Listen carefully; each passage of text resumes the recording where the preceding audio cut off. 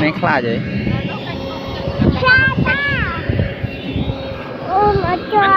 Đi ăn nó hơi á này.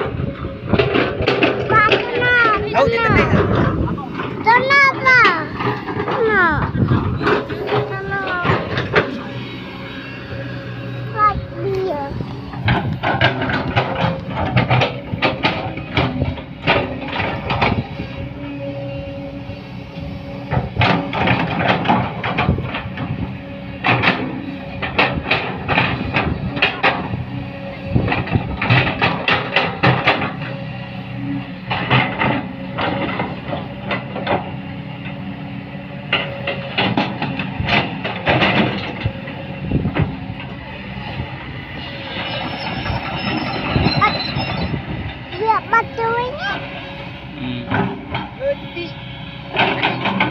Thôi đây.